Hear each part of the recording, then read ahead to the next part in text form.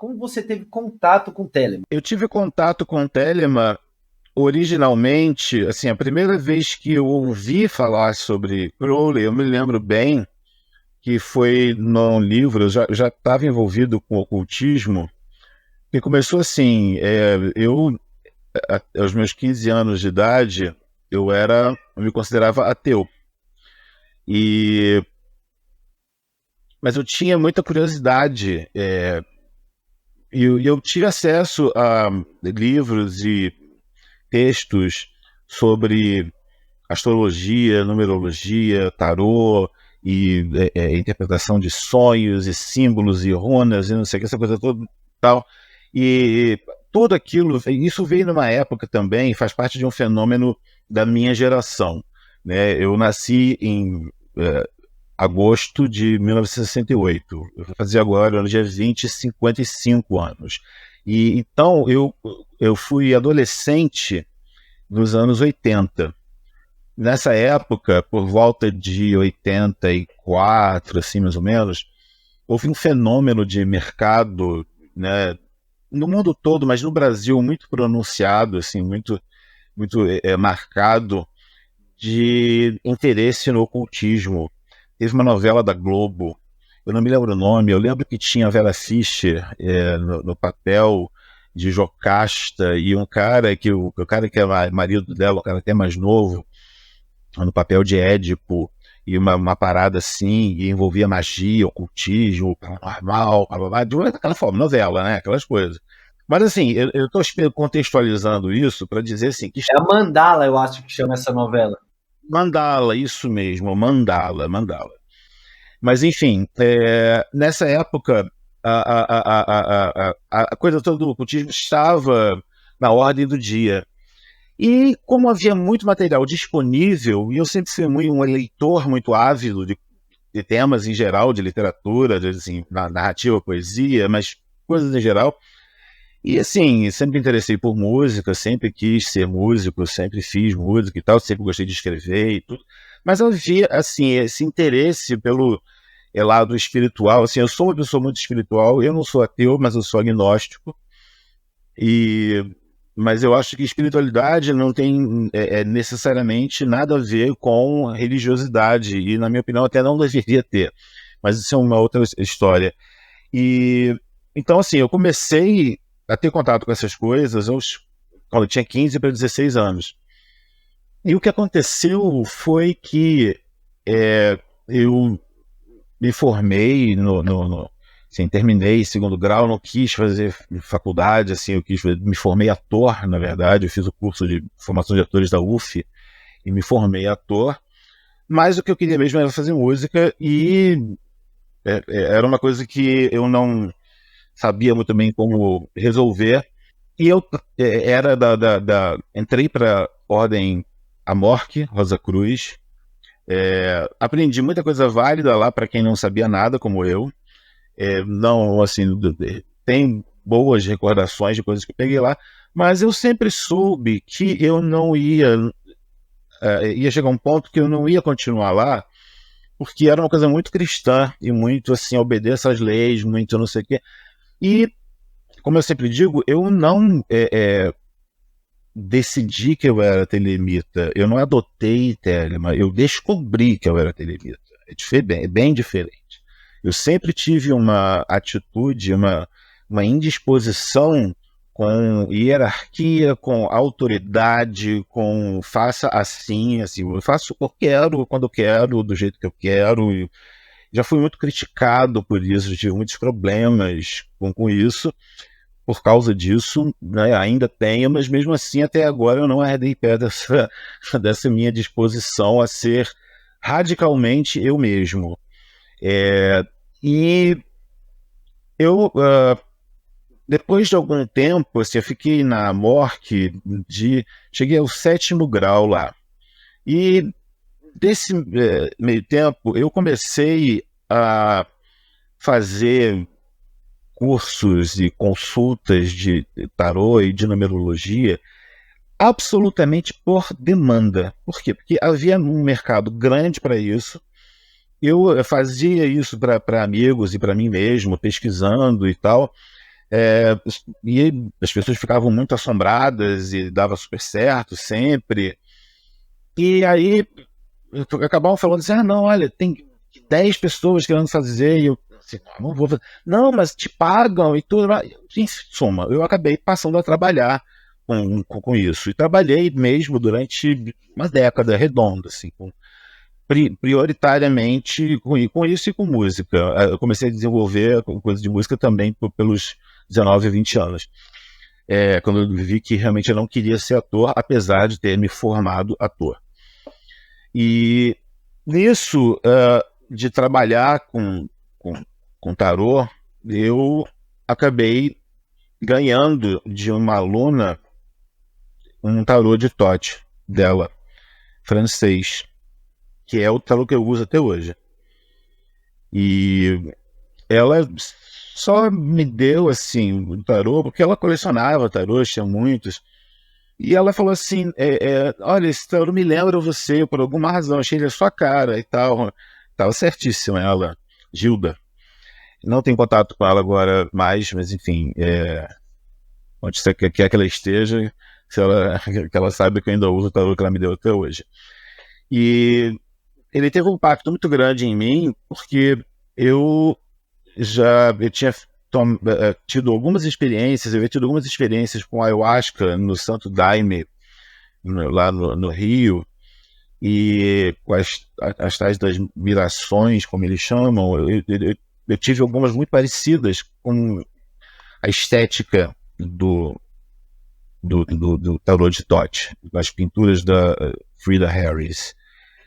E aquilo tudo me era muito familiar. Então, assim, não foi à toa que a minha aluna achou que era a minha cara. Essa aluna, ela foi minha aluna durante 5 anos. Foi um grupo que a gente estudou numerologia e tarô durante 5 anos. Inclusive, os livros de numerologia que eu escrevia foram muito baseados em pesquisas das quais elas participaram ativamente. Eu cito elas até nas primeiras edições do meu primeiro livro.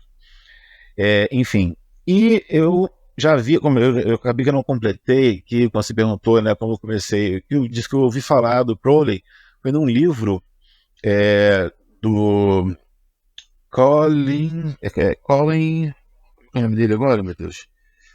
Colin alguma coisa, não lembro agora o nome dele, o sobrenome dele, aquele que escreveu O Oculto, volume 1, volume 2, enfim, esse era um livro que rolava na década de 80, editora Francisco Alves, se não me engano. É que eu não tenho todos os meus livros aqui. Eu trouxe alguns, mas uma boa parte deles está na casa de um amigo aí no Brasil. Eu ainda vou trazer para cá. Colin Wilson, exatamente esse mesmo. Então tem um livro, o The Occult, se eu não me engano. E nesse livro ele descreve. Foi a primeira vez que eu ouvi falar no nome Aleister Crowley.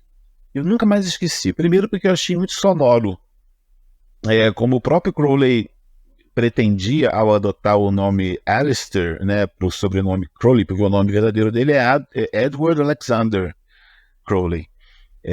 Crowley, que seria essa coisa de Crowley é uma preferência, essa pronúncia é uma preferência do Crowley para rimar com holy, sagrado. Então, assim, ninguém que está falando, assim, eu vi muita gente corrigindo, tem gente que fala Aleister Crowley, aí vem algum espertalhão, assim, espertalhão, fala, está errado, é Crowley. Não, assim, calma lá, né? Tipo, você pode preferir falar Crowley como uma homenagem ao personagem, mas se você escutar o David Bowie cantando sobre ele na música Quicksand, né? Ele canta in front of the golden dawn, immersed in Crowley's uniform. Ele fala Crowley, vocês vão dizer que David Bowie não sabe pronunciar. Black Sabbath também, eles falam o Ozzy, Mr. Crowley, né? Ele tem claramente Mr. Crowley, ninguém fala, eles não cantam Mr. Crowley, né? Então é bom aproveitar para esclarecer isso, assim, que essa é uma discussão completamente, às vezes, as pessoas discutindo. Então, isso é uma bobagem, né? Certo mesmo, assim, do geral é Crowley, mas, enfim, ele preferia Crowley porque ele era holy. Eu acho divertido isso, esse conceito. muito divertido. Isso é uma das coisas também que me chamou a atenção. Mas e você tocou num ponto. Eu tô para contar essa história no conto, que foi muito determinante para mim. Uma primeira impressão, né? A primeira impressão é aquela que fica. Esse Colin Wilson, eu não lia nada dele assim com nenhum preconceito, pelo contrário, assim, os livros dele são bons. Esse livro em questão dele é bom, assim, de maneira enciclopédica, de citar, assim, dar uma noção para quem, né, novinho como eu, na época com 18 anos, 19, né, conhecendo as coisas. E aí ele citava no livro, assim, eu não lembro agora, mas quem procurar vai achar ele falando alguma coisa desse teor, assim, que Aleister Crowley era um mago negro que morreu. Alguma chamada aqui, deixa eu desligar. Chamada daqui do Uruguai. Dizendo que o Crowley já é a terceira vez que eu quero contar essa porra dessa história, com alguma coisa me interrompe. Vamos lá, vou terminar. O Colin Wilson dizendo na porra do livro de O Oculto que Crowley era um homem, um mago negro que morreu devastado pelo vício em heroína aos 74 anos de idade. Aí eu ri sozinho, assim, gente, como é que morre aos 74 anos devastado pelas drogas em 1940? Tipo assim, que palhaçada é essa? Esse cara tá espalhado. Isso é ridículo. Tem alguma coisa errada nessa história. Isso não bate. Assim, né? Isso parece contos da carochinha pra mim. Então, a minha primeira reação foi essa. Assim, primeiro que eu nunca tive nada contra, assim, sempre simpatizei muito com a figura de Lúcifer. Eu nunca fui um bom cristão, apesar de ser oficialmente batizado na igreja metodista, né, por vontade da minha mãe, e ter sido criado em colégio católico, mas assim, não deu certo, porque eu nunca fui cristão de verdade, nunca tive sentimentos cristãos, sempre me identifiquei de alguma forma, assim, isso eu tenho muito em comum. Eu me identifico muito com isso na biografia do Crowley, que fala que ele tinha uma tendência a gostar de figuras vilanescas da Bíblia, no caso, né, que era o texto, né, a televisão dele, com que ele convia o universo dele. Eu sempre gostei da madrasta da Branca de Neve, eu achava ela muito mais bonita que a Branca de Neve, entendeu? Sempre gostei da maga patológica, que Margarida, Pato Donald de nada, eu gostava da maga patológica, bruxa, sabe? Que Beatles, eu gostava da Yoko Ono louca, gritando, então assim, eu sempre gostei do caos, assim, de quebrar as regras, de quebrar a caretice, sabe, de romper. Eu sempre tive esse ímpeto em mim. E então, essa baboseira toda em cima do porque ele é satanista, tudo bem, Satanás é bom rapaz, essas coisas não me metem medo. Então, assim, a primeira camada de medo que o Crowley causa nas pessoas, que seria essa parte cristã, tipo, ele é a besta, tipo, pô, legal, é a besta, tranquilo, vamos em frente. Diz aí, qual é a parada? Se esse é o problema, não é problema para mim.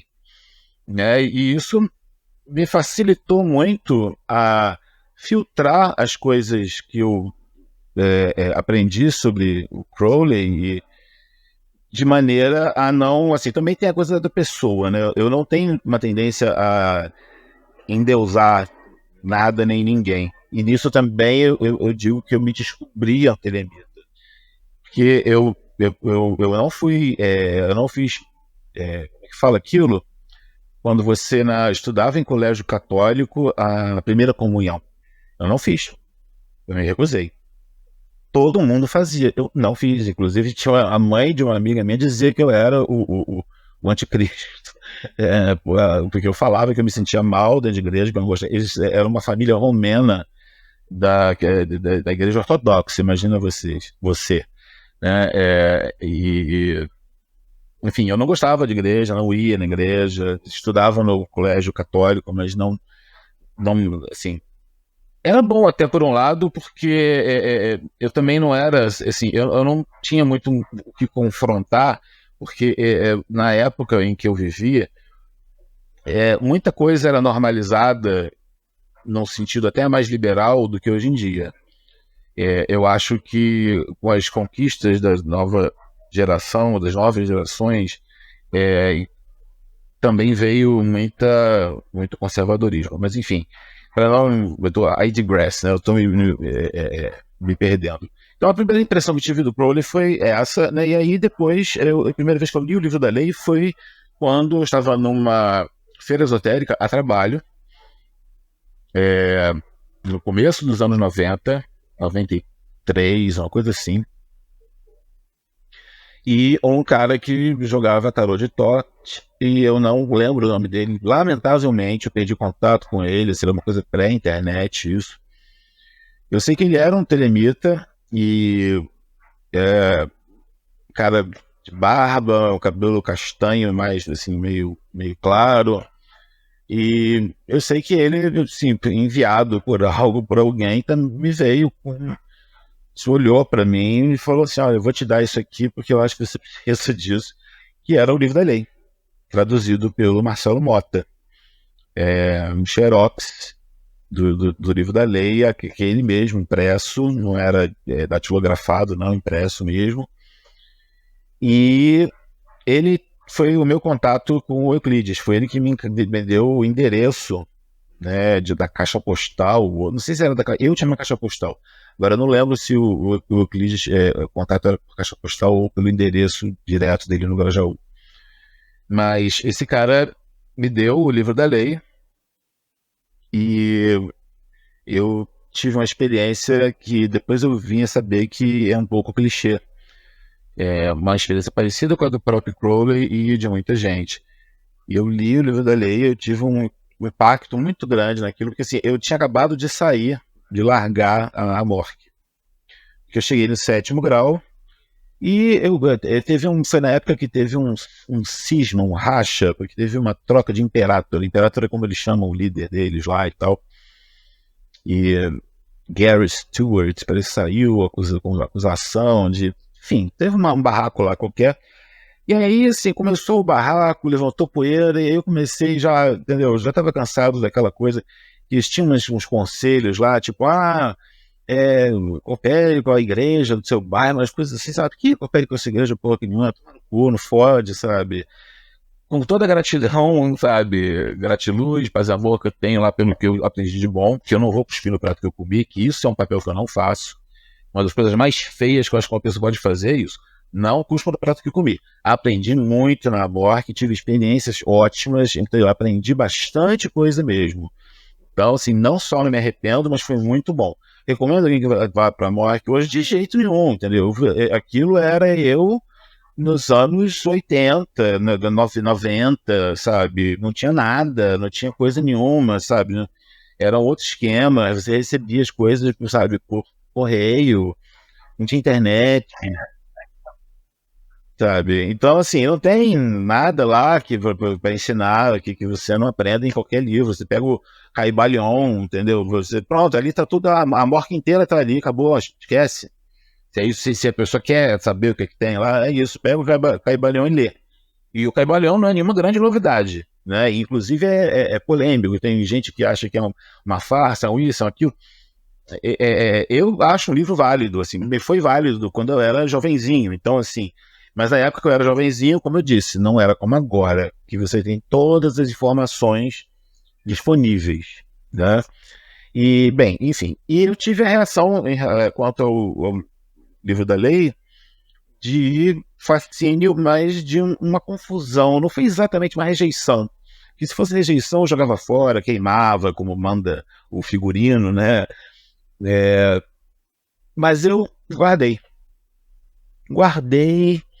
e aquilo ficou meio que fermentando dentro de mim. Eu não reli e guardei, deixei guardado. Uma história bem parecida também, assim, honestamente, eu não sabia disso. Eu vinha saber dessa história que o Crowley teve isso, né, de esqueceu, deixou em algum lugar e depois veio para ele e tal. Eu tive essa experiência parecida. Antes que alguém pense ou diga, não, eu não estou querendo dizer com isso que eu sou a reencarnação do puto do Crowley, não. Já está decidido que a reencarnação do Crowley foi a Genesis P. Origin. Todo mundo decidiu, é oficial, então não encham o saco. Todos que estão dizendo que são a reencarnação do Crowley é mentira. A reencarnação do Crowley foi a Genesis P. Origin E como ela desencarnou recentemente, a besta já reencarnou em alguém que não sou eu e nenhum desses putos que estão dizendo aí que são ele. Absolutamente encerrado. Né? Então, voltando ao tópico em pauta, então eu fiquei um longo tempo sem reler o livro da lei, mas com alguma coisa fermentando dentro de mim. E quando eu reli, foi assim, eu não vou romantizar e dizer que foram 9 meses, mas foi tipo isso. Ou foi 7 meses, ou foi 8 meses, ou foi 9 meses, ou foi 10 meses. Foi mais do que 6 meses e menos do que um ano depois. Isso eu tenho certeza. E a minha memória é muito boa. Eu lembro de coisas de 3 anos de idade para frente. E então, nesse período, eu reli.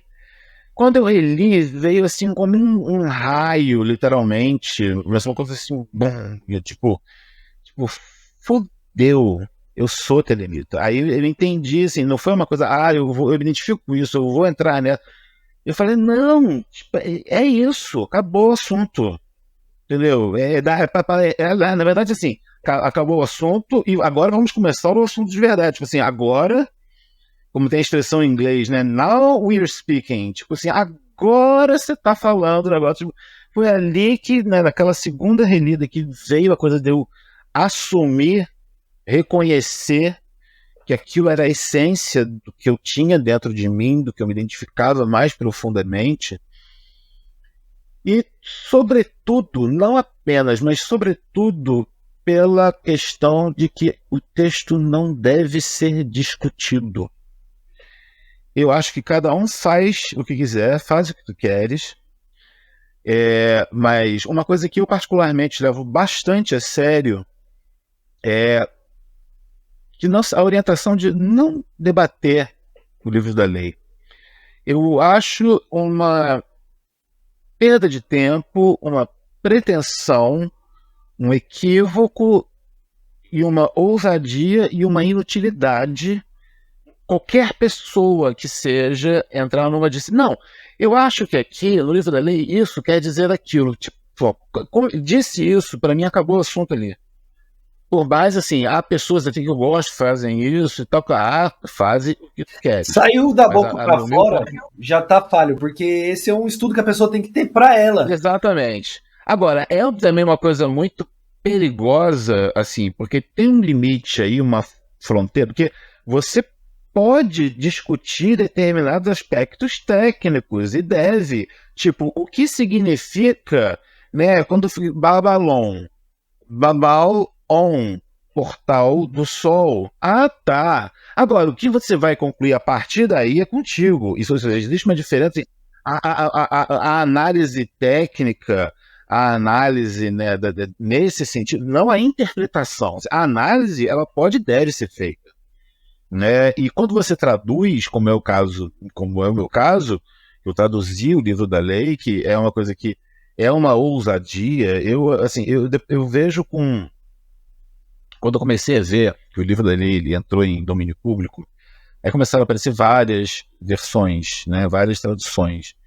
E eu olhava para aquilo e pensava assim, o que Euclides diria, assim, não querendo me passar por porta-voz do bode velho, não, porque eu jamais vou emprestar esse papel.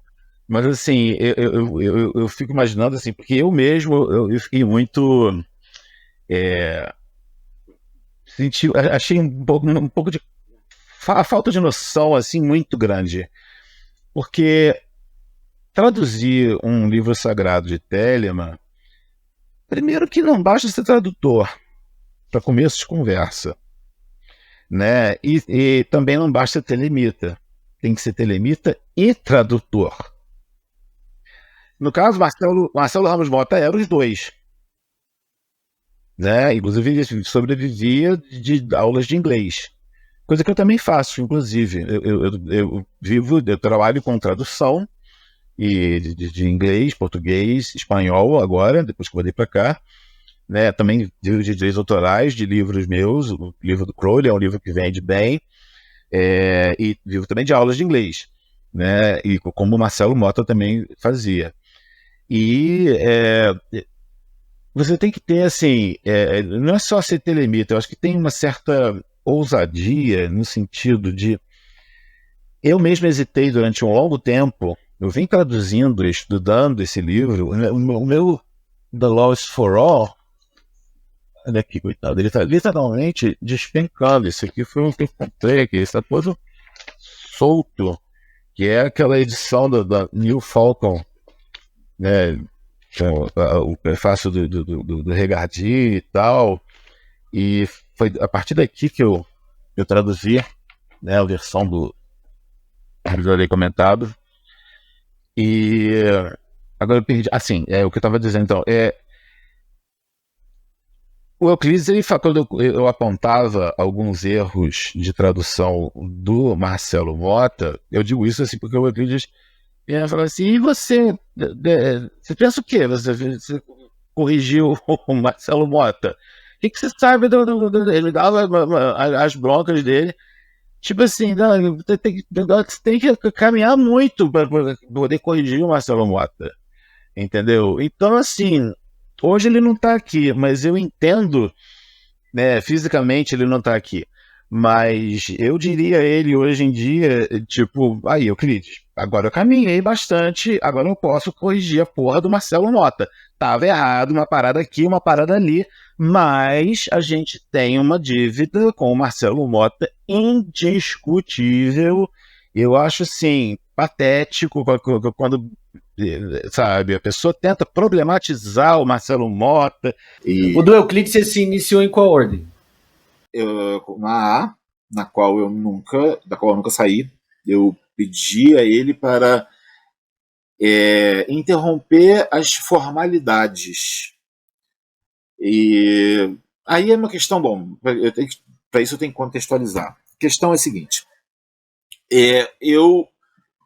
chegou um determinado momento da minha vida, eu com meus 27, 28 anos, que eu comecei a pensar assim, em que eu queria sair no mundo, queria experimentar coisas, queria chutar o balde.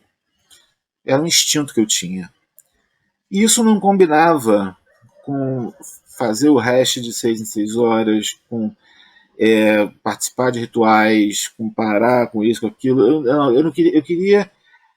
Tudo que eu faço de uma maneira radical. Eu gosto do termo radical. Muita gente me chama de radical como se fosse uma ofensa. Eu agradeço, porque eu sou mesmo. E eu acho uma coisa boa ser radical. Então eu sou muito radical sempre que eu faço as coisas. E eu estava com necessidade. Primeiro que eu estava vendo que o ambiente iniciático, telêmico, estava se degradando. Euclides foi traído por muita gente. Eu também não vou entrar em nomes nem detalhes, cada um sabe a carapuça que ele serve. Mas ele foi traído por muita gente, em vida e em morte. Eu me afastei de tudo aquilo porque eu sentia um impulso de viver sexo, drogas e rock and roll, vamos dizer assim. E fui para Nova York. Não fui com a intenção de ficar, mas ocorreu de ficar, de pintar um trampo e tive a chance de ficar e fiquei. Mas antes disso, eu já tinha falado com o Euclides que eu precisava fazer coisas que não combinavam com isso. Mas eu não estava deixando de ser telemita. Na verdade, eu estava querendo ser mais telemita do que nunca. E ele... primeiro ele falou, faz o que tu queres, né? E ele me deu apoio porque assim, ele me falou uma coisa muito certa, que ele disse que eu tinha, assim, eu me desenvolvi muito rápido em determinados quesitos como pupilo dele na A, mas havia sempre um porém. E esse porém é que eu era muito bom isso ele me disse. Você é muito bom na área no plano de fogo, né, de paus, né, no plano de água, de copas, e no plano de ar, de espadas. Mas no plano de ouros, de discos de terra, tu realmente tá uma merda. Você precisa realmente. Porque assim, eu eu tinha saído de casa uma época, depois voltei a morar na casa dos meus pais. Assim, eu trabalhava, mas não, e também assim, eu trabalhava ainda com essa coisa de numerologia e tarô, mas eu não queria mais trabalhar com aquilo, porque eu também estava achando que estava se degradando esse ambiente. Assim, o ambiente ocultista em geral e de esoterismo, tudo isso estava se degradando, do meu ponto de vista, tá? E eu queria parar de trabalhar com isso, com consultas e com cursos de numerologia e de tarô. Eu queria parar com rituais, eu queria parar com tudo e queria ir para Nova York, encher o cu de droga e putaria. E foi o que eu fiz. Foi o que eu fiz e nesse ínterim, assim, eu aproveitei tudo isso. Eu sempre fiz música, sempre fiz shows e gravava fitas demo, gravava músicas em estúdio, e eu estava com um disco pronto para lançar, que precisava de masterização. E quando eu fui para lá, em 98, eu levei essas músicas comigo, e foi assim que eu produzi lá o meu primeiro CD, Look Carefully, que já tem temas ligados a Telemann, inclusive um dos tá no Spotify, nas streamings todos, tá. Tem um dos temas chama-se Laila, que é sobre a própria, e tem assim, vários temas ligados a Telemann, ao ocultismo, né? Descobre como uma música, um mantra para Vênus, enfim. E então, por que eu estava começando a falar isso? Agora eu me perdi. Para dar o contexto do Euclides, daí sim, você pois é, exatamente, Então, assim, foi a partir dali, e também era uma coisa que eu tinha que entender, que eu acabei entendendo na prática, que eu precisava sair de casa e me afastar da minha família para ser eu mesmo. Não tinha como eu ser eu mesmo perto daquelas pessoas, não tinha como. Não, a única, assim, depois que minha mãe morreu principalmente, mas nessa época minha mãe ainda era viva, mas mesmo assim, e ela fazia muita chantagem emocional, assim, quando eu fui visitar, né, parecia que alguém tinha morrido, assim, mas eu sempre fui firme e né, nunca deixei de fazer o que eu achava que eu devia fazer.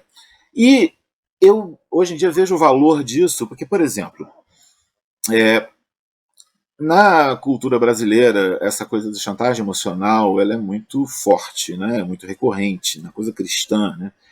A primeira vez que eu viajei para Nova York, eu estava com os meus 24, 25 anos, fiquei só um mês, foi em 96.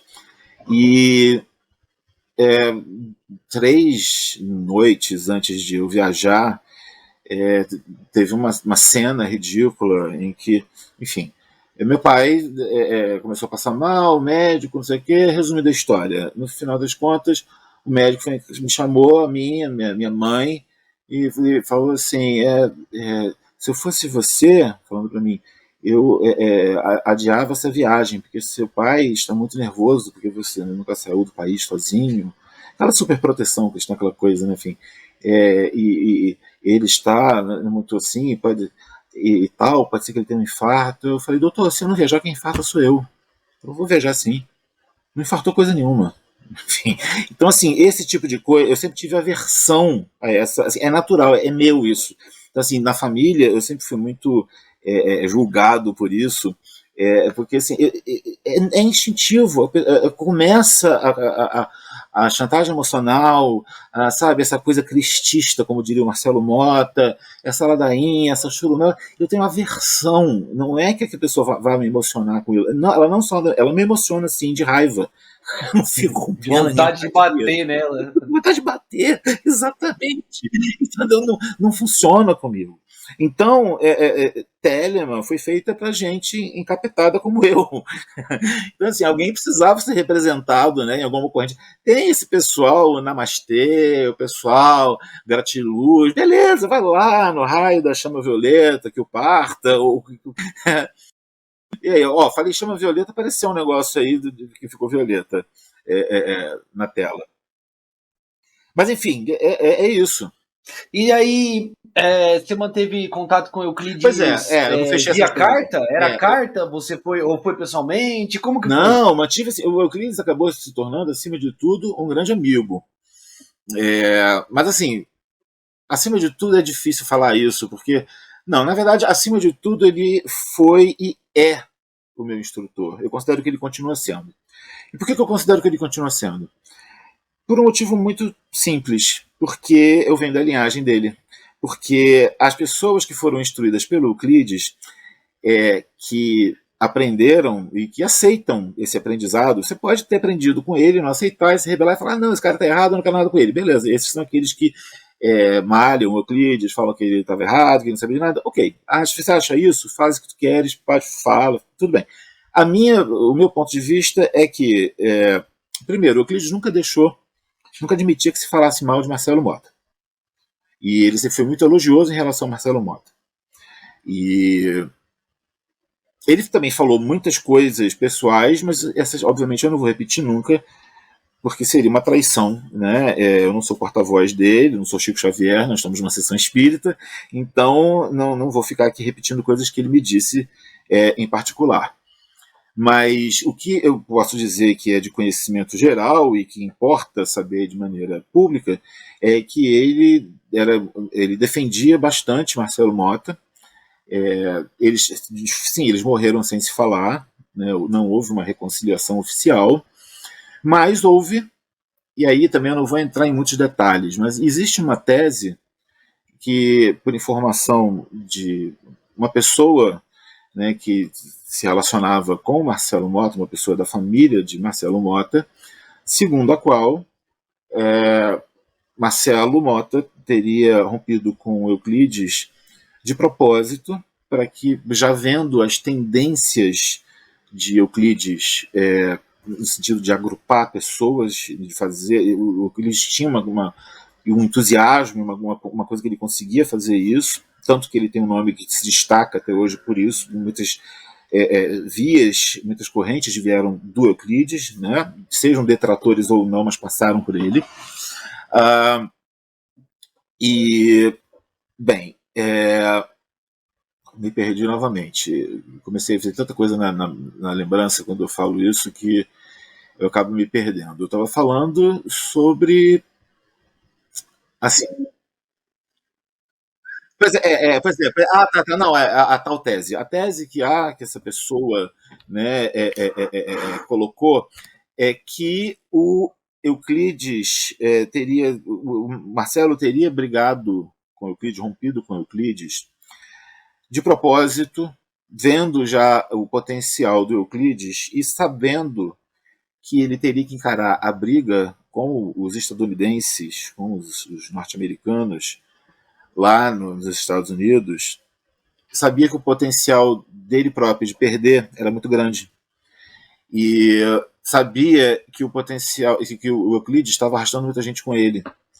Inclusive, o famoso Paulo Coelho foi orientado pelo Euclides, e inclusive era pupilo do Euclides.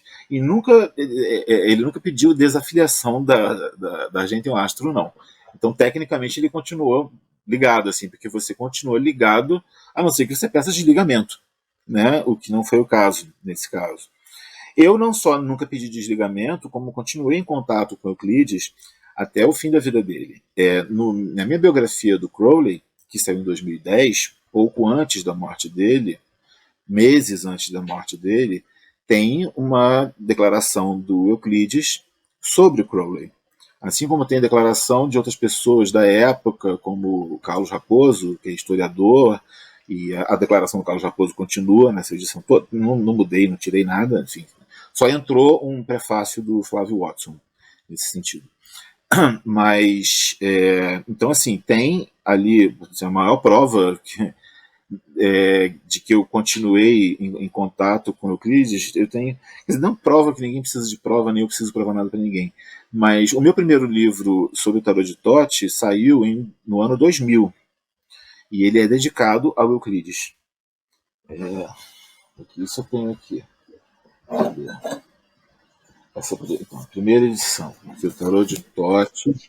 Então, esse aqui você pode ver, né, aos meus amigos André Chico, que finado André Chico, compartilhei várias experiências envolvendo o projeto, e Euclides Lacerda de Almeida, que me forneceu ajuda essencial para a compreensão de Telemann. Esse livro de 2000, é do ano 2000, foi publicado. E na biografia do Crowley, que saiu em 2010, tem as palavras do Euclides, ou seja, daí percebe-se que de 2000 a 2010 eu mantive contato com o Euclides. Eu nunca deixei de ter contato com ele. Então, eu jamais me afastei dele. Eu só fiquei longe dele, de fato, quando eu fui morar assim, nos Estados Unidos, quando eu fiquei em Nova York. E depois eu passei um tempo, quando eu voltei de Nova York, eu rearrumando a minha vida, eu comecei a trabalhar durante um tempo em escola de inglês, fui coordenador de escola de inglês. Era um desafio também, porque assim, era uma forma assim, de eu lidar com o mundo corporativo, o mundo normal, com um piercing no nariz que eu tinha, ninguém tinha nessa época, um negócio que não existia. E eu conseguia ter o respeito dos alunos e do dono. O dono era completamente careta, conservador e tal, enfim. Mas por razões que eu próprio não entendia muito conscientemente, era proibido, assim, os funcionários, assim, os professores de inglês, não podia ter piercing, não podia ter tatuagem, não aceitava. Hoje em dia isso seria problematizado, mas assim, naquela época, eu estou falando aí do ano 2000, especificamente. Eu voltei de Nova York em 99 e foi em 2000 que eu comecei a trabalhar assim, né, morando no Rio, casei, sou casado até hoje, né, foi no ano 2000 também. Então, assim, nesse período entre 99, 2000, 2001, eu estava muito voltado para quê? Para construir aquilo exatamente que o Euclides falou. Você é muito bom em fogo, água e ar, mas na terra tu tá um fracasso, porque eu morava com meus pais, porque eu não tinha, assim, eu tinha meu dinheiro, assim, eu não pedi dinheiro dos meus pais, mas eu não tinha uma independência real financeira. Então, assim, eu me joguei em Nova York porque não tinha ninguém, assim, eu trabalhei lá, eu me virei, eu fiquei lá porque eu arrumei um emprego lá, eu trabalho lá. Então, e foi a partir daí que eu passei a ser uma pessoa independente, passei a fazer as coisas que eu faço, passei a ser mais eu mesmo. Né? Eu acho que o objetivo é sempre ser cada vez mais você mesmo. Hoje eu sou mais eu mesmo do que eu era 10 anos atrás. E 10 anos atrás eu era mais eu mesmo do que 20 anos atrás. Eu acho que eu meço o meu progresso assim. Então, eu passei um tempo também trabalhando, né, nesse meio corporativo insuportável, 3 anos nisso. Foi até uma forma também foi uma iniciação, porque foi uma forma de eu saber que eu posso viver naquele environment, naquele meio ambiente que eu não gosto, mas eu acho que assim, tem que ser como Krishna e beber um mar de veneno, sabe? Eu li o Bhagavad Gita antes de ser telemita, eu cheguei a considerar o hinduísmo uma época, porque, enfim, eu acho muito encantador, eu gosto muito do Bhagavad Gita, eu gosto especialmente da parte em que Krishna estimula, aconselha, né, Arjuna a enfrentar os próprios familiares no campo de Kurukshetra, porque os familiares dele estavam do lado do mal, da coisa errada, e ele não podia se deixar levar assim, para essa coisa de laço de sangue, que isso assim, a verdadeira grande obra estava muito acima de uma dessas coisas, né? Eu entendi assim. E é um exemplo que eu tomo até hoje, é um livro que eu gosto muito dos livros do velho Eon, né? A gente não está mais nele. E, enfim, então tudo isso fez parte, assim, eu estava o tempo todo sob a orientação do Euclides, no sentido em que eu fui fazer isso, mas ao mesmo tempo, paralelamente, eu continuei os meus estudos e as minhas práticas telêmicas e construindo rituais, desenvolvendo rituais, muitas vezes compartilhando com o Euclides, comentando. Algumas coisas ele dava umas broncas, e depois ele ria. Por exemplo, teve uma época que ele me questionou, um negócio, pô, você que esse negócio que ele tinha uma voz, pô, esse negócio de numerologia, pô, você me quebra, você é uma babaquice. Aí eu falei, Euclides, peraí, eu não sou a Aparecida Liberato, não. Você está confundindo as coisas, eu não sou aquela mulher da televisão. Isso aqui nada mais é que Gemátria adaptada para o alfabeto latino. Só isso. Ah, bom. Não sei o quê. Ah, então você não mudou de nome por causa de numerologia? Eu falei, porra nenhuma, entendeu? Porque o nome Johann Reis é um nome artístico, que eu já usava, independente, não tem nada a ver com numerologia, não existe isso, sabe? Não é por aí. Eu falei, ah, tá, então não sei o que e tal. E também se fazia uma parte, o Euclides ele questionava muito, porque ele não gostava de gente submissa. Existe uma diferença muito grande entre você ter noção de quando você é um neófito e você está escutando, observando uma pessoa mais experimentada, um instrutor, de você ser submisso, né? A questão, por exemplo, do meu vegetarianismo, que depois virou veganismo, que ele também questionava, falava, pô, você acha o quê? Que os animais são os anjinhos? Pô, você vai ali naquele quintal, no jardim ali, tem uma guerra, as formigas. Eu falei, pô, eu sei. Não sou aqui, eu não sou budista, não estou olhando para o meu caminho e falando assim, não vou matar formiguinha, não, mato barata, mato formiga, não é nada disso. E falava, é o meu ponto de vista sobre. Mas eu não estou me restringindo. O grande problema é a restrição, a palavra de pecado é restrição. Então, eles me testavam muito nesse sentido, né? E eu, tanto não é que quando eu fui para Nova York, fui trabalhar no restaurante japonês e eu era vegetariano, eu passei um tempo sendo pisce-vegetariano, como dizem. Eu nunca voltei a comer carne vermelha, de ave, nada disso, mas eu nunca tinha visto sashimi na vida, aquelas coisas que fascinado, comecei a comer, achei delicioso e tal, e fiquei um tempo comendo até a hora em que eu achei que, por uma série de motivos que não vem ao caso discutir agora, que eu queria parar de comer aquilo, que eu achava que era uma coisa tóxica e não sei o que, feito em fazenda de salmão, aquilo não era bom para ninguém. E, assim, resolvi parar, mas, assim, quando resolvi parar, eu passei umas 2 semanas comendo sashimi todo dia. Até eu literalmente não aguentar mais ver. Isso é uma coisa que é uma técnica minha. Não estou recomendando nada disso para ninguém, até porque eu não dou conselho para ninguém, nenhum. Dá uma overdose de coisa ruim que você não quer parar. Mas isso é puro taoísmo. Se você quer esvaziar, primeiro enche. Se você quer encher, primeiro esvazia. Entendeu? Então, eu larguei e pronto, mas assim, não existe uma restrição, eu não estou me restringindo. Isso é uma opção, né? E como todas as outras que eu possa ter na vida. Mas enfim, tem alguma isso. história engraçada com o Euclides sua? Que você fala, sempre que eu lembro disso, eu trinco. Olha, a última vez que eu falei com o Euclides, ele já estava. Foi poucos meses antes de ele morrer, foi quando eu fui entregar para ele a cópia da versão da biografia do Crowley, essa aqui, foi a que saiu pela Madras, né? Eu fui entregar para ele, né, em mãos, não mandei pelo correio, exatamente era uma oportunidade para revê-lo, né? Fui no Grajaú e ele me deu uns livros até que eu tenho até hoje. Ele deu o livro de uma escritora também, era uma mulher com quem ele estava saindo na época. Ele era casado dele sair, até o fim da vida estava assim. Não lembro agora o nome do livro, nem dela, mas eu tenho, o livro está guardado, está na casa desse meu amigo. E os livros dele, que ele me deu, esses eu li. E, bem, ele tinha uma coisa engraçada, que ele teve câncer de próstata, ele teve infarto, né, por causa de cigarro, né? E ele, depois que ele teve um infarto, ele nunca parou de fumar. Ele fumou até o fim. Ele falava assim, o médico falou para parar de fumar. Porra, vai se fuder, tô com 70 e varada anos, vou parar de fumar pra quê? Vai viver mais 3 anos, 4 anos, foda-se, vivo mais um só, gosto de fumar, E ele chamava o cigarro de assassino. Falava, peraí que eu vou pegar o assassino. Aí pegava assim, ele só chamava o cigarro de assassino. Então essa é uma história que eu acho engraçada do Euclides.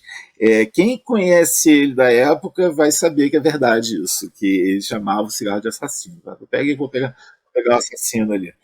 E ele era um cara que, mesmo na última vez que eu encontrei com ele era um cara muito forte, muito, muito viril, muito. E é engraçado porque ele era um cara muito pequeno, muito frágil fisicamente até. Ele era magrinho, baixinho, mas tinha um vozeirão, falava assim, um vozeirão parece um Cid Moreira, mais grave ainda, uma coisa assim, uma voz muito penetrante mesmo. E deve ter alguma gravação dele aí, as pessoas podem confirmar isso. Enfim, e é isso. Acho que a história que eu posso contar, a história pública que eu posso contar dele é essa. Ele morreu chamando o cigarro de assassino, mas morreu fumando. Qual conselho você tem para quem está começando hoje em dia com o Telegram? Porque hoje em dia é total diferente. Hoje em dia é Total milhões diferente. de PDF, 300 mil ordens, 450 mil pessoas que vêm de cada lugar. Qual que é o conselho que você dá? Olha, primeiro de tudo, né, como eu já falei antes, ler o livro da lei, comentado por Aleister Crowley, tá, que saiu pela Via Sestra, tradução minha, revisão do Flávio Watson. E cadê? Esse aqui eu estou lendo. Estou lendo já há algum tempo.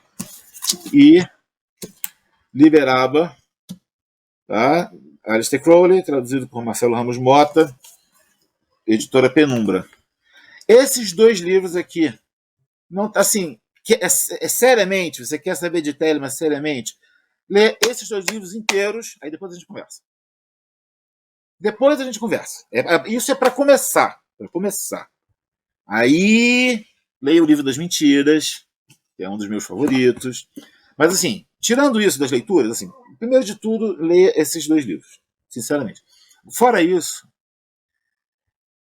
primeira coisa, fuja, evite pessoas que estão mais preocupadas em atacar o trabalho alheio do que apresentar um trabalho próprio. Primeiro de tudo. Aí, falando bem sério agora, eu digo isso. A primeira coisa é essa. A árvore a gente reconhece pelos frutos. Laranjeira não dá maracujá. Entendeu? Então, assim, isso é muito claro.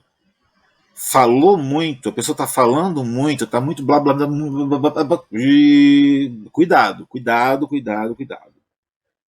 Tá? O verbo de Telemann é to do, é fazer. É fazer. Ok? Então, assim, entre falar e fazer, o peso maior é fazer. Tá? Quem muito fala, pouco faz. Segundo, é uma coisa muito pessoal e que talvez muita gente vá me recriminar por isso.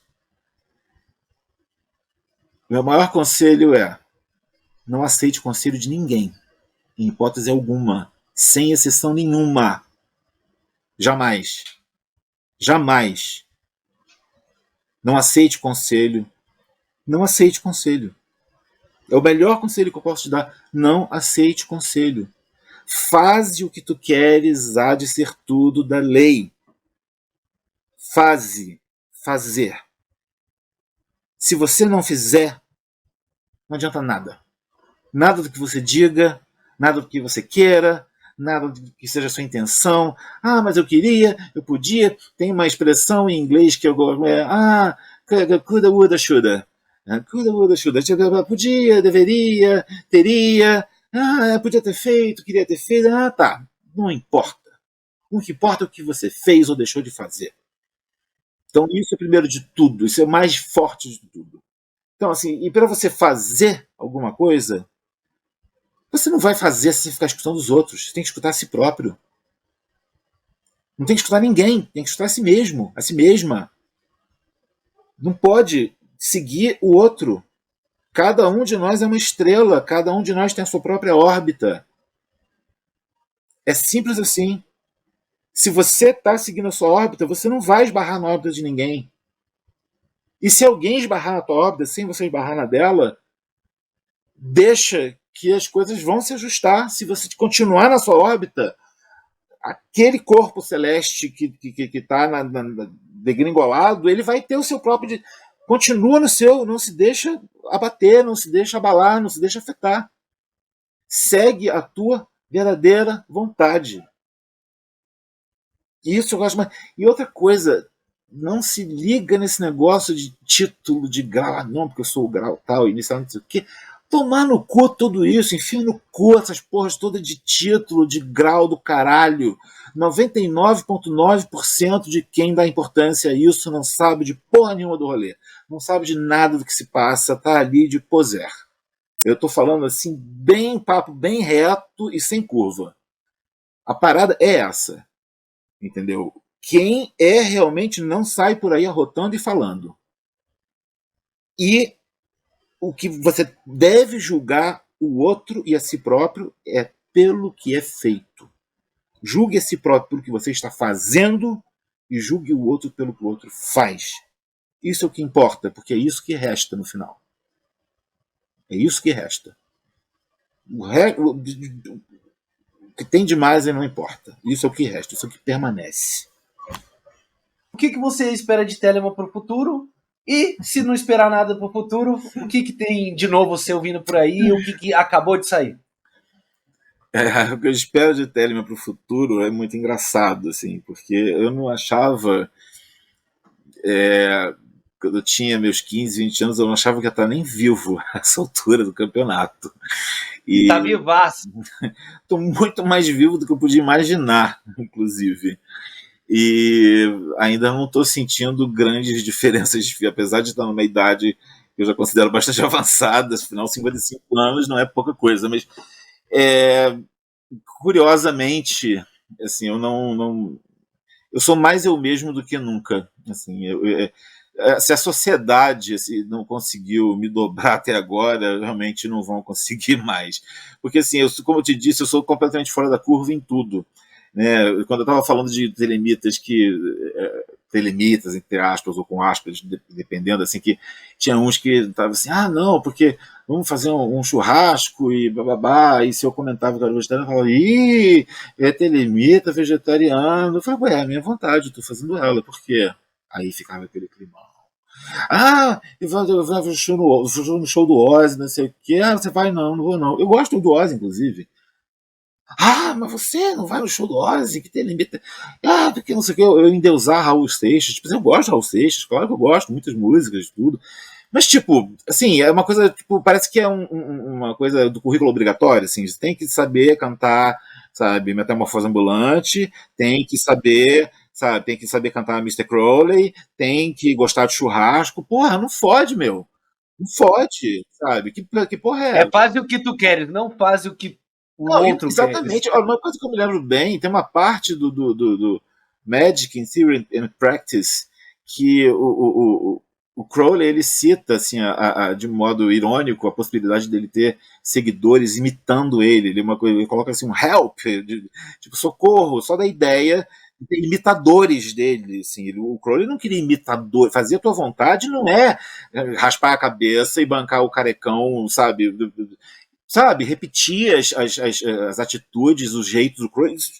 Pelo amor de pelo amor de Deus, Satanás, Babalon, um grande exemplo que eu tive nesse sentido nas artes foi Yoko Ono, porque eu, quando criança, eu gostava muito dela, e obviamente ela era odiada, e eu comprava briga na escola, era muito engraçado, porque eu comprava briga na escola por causa disso, e isso acabava sendo mais uma maneira de eu ficar fora dos padrões. Eu era sempre, assim, a música que eu gostava era estranha, minha vestimenta foi ficando cada vez mais estranha, a minha comida foi ficando cada vez mais estranha, eu casei, assim, tive várias namoradas de todos os tipos, aí para ter namorados também de todos os tipos, acabei casando com um cara que é negro e vem da periferia, ou seja, tudo que eu podia fazer de mais errado, entre aspas, assim, para o conservadorismo das famílias das quais eu venho, tanto de pai quanto de mãe, sabe, famílias ultraconservadoras, extremamente conservadoras. Tudo que eu podia fazer de errado, olha, maconheiro, viado, além de viado, casou com preto, além de preto, pobre, entendeu? Artista, freelancer, ocultista, que lida com coisa do demônio, tudo errado, ou seja, tudo certo, tá tudo certo, porque eu realmente não, quando quis vir para o Uruguai para aprender uma outra língua, eu ia fazer 50 anos, né? Eu estou aqui, vai fazer 5 anos, então ainda eu ainda tinha 49. Nossa, o que eu ouvi de gente falar, falei, não, imagina, você, uma pessoa com 50 anos, começar uma vida nova num outro lugar. Porra, eu vim, comecei, já tô aqui há 5 anos e aprendi espanhol, já tô traduzindo para espanhol e do espanhol, que era o objetivo maior, sabe? Encontrei um lugar que eu gosto de viver aqui, amo o país, amo tudo, meu marido se dá bem aqui também, e ele também sempre foi muito, sabe, de topar essas coisas, tipo, vamos, sabe, se jogar. E essas pessoas que falavam, que é tarde demais para não sei o quê, essas pessoas estão lá paradas nos lugares delas, apodrecendo os seus cus, enquanto eu continuo em movimento. Então acho que isso é que importa. Então, vocês ouviram, né, seu bando de cu podre? Faça alguma coisa, sai da cadeira, vai trabalhar, e tudo que você joga pra gente de fruto vai ser o que a gente vai usar pra te julgar. Então, faz um fruto bom, porque fruto podre já tem demais no caminho. Exatamente, assim embaixo, falou por mim. Johan, muito obrigado pela sua presença. Eu que te agradeço. Tivemos umas dificuldades técnicas, tudo isso vai ser editado com a magia da edição e da tecnologia. Deu uma quedazinha no meio, eu tive que sair do celular pro computador, porque o celular deu um faniquito. Todos que estão vendo esse vídeo aqui, por favor, acabou de sair o livro da biografia do Crowley. Eu vou deixar os links aqui embaixo. Eu vou deixar o link da Via Sestra aqui embaixo. Eu vou deixar os links das redes sociais pro Johan, tudo aqui embaixo. Os livros que ele comentou no meio da conversa também, que eu lembrei os autores, ou que ele lembrou os autores, eu também vou pôr aqui embaixo. Então vocês já sabem. Amor é a lei, amor sob vontade. Até a próxima, Johan. Até 93.